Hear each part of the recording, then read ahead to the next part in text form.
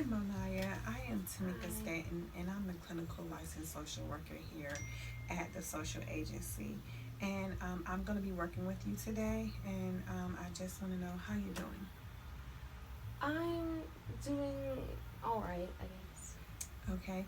Have you had any previous experience working with a social worker or at a social agency such as this? No.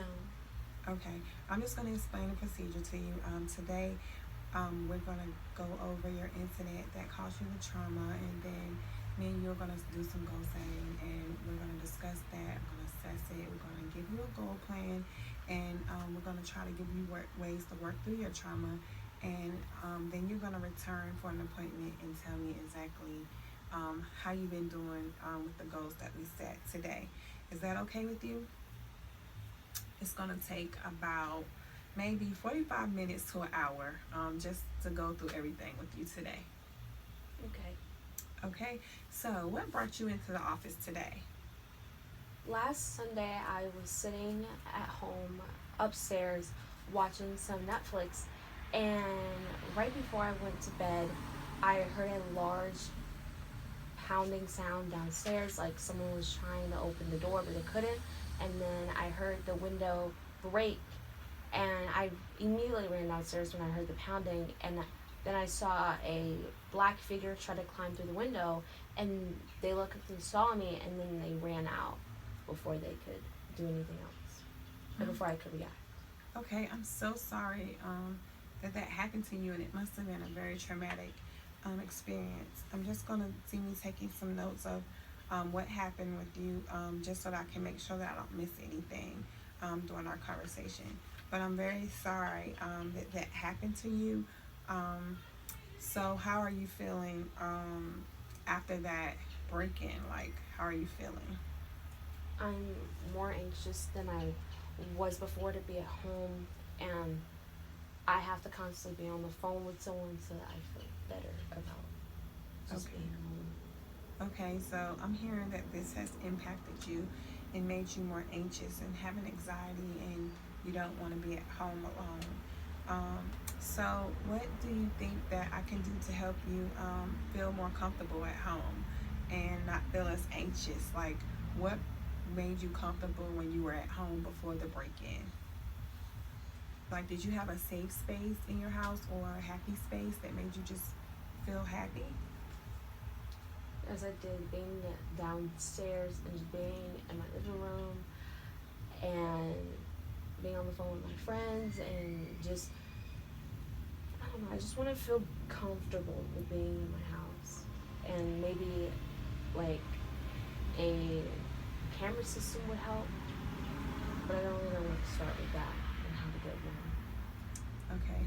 So I'm hearing that you just want to feel comfortable in your own home again and feel safe is the most important.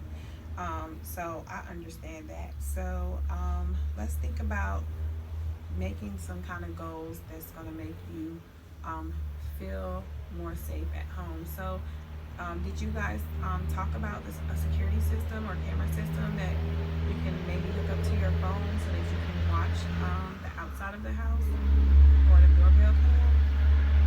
I spoke to with my mom, and she told me to talk to someone about it and ask questions about it before I bought one because people can hack into them and stuff. She just wants to make me feel safe instead of adding more problems onto the one we already have. Okay.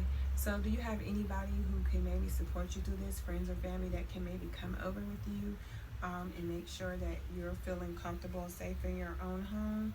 Um, and where would you like to start? Would you like to start with safety or having the support of family and friends at the house? Is there a way I can do both? Like having my friend Max and also just being safe as well? Like, is there a way that we can play both of them and just because I want to be able to feel like just completely safe. I don't want to have anything open because even if my friend came over, I don't really know what he would do to stop if someone came in. And if they had a weapon, then that would just add more issues, and that would not only put myself in danger, but that would also put my friend in danger, and I don't want that. Okay, so what we can do is we can set a goal for your friend Max to come over and help you, and then you can have a goal to say, hey, I'm gonna be at home an hour by myself today, and then maybe 2 hours, and then maybe 3 hours before I start to feel like I'm gonna have a panic attack in my own house. And just do some happy things like um, arts and crafts, or something simple like that, or doing the laundry, folding clothes, or painting, or something like that. So the next time you come in, we'll see how you followed through with that, and did it work for you? Did it not work for you? And what else do you think you might need to feel safe?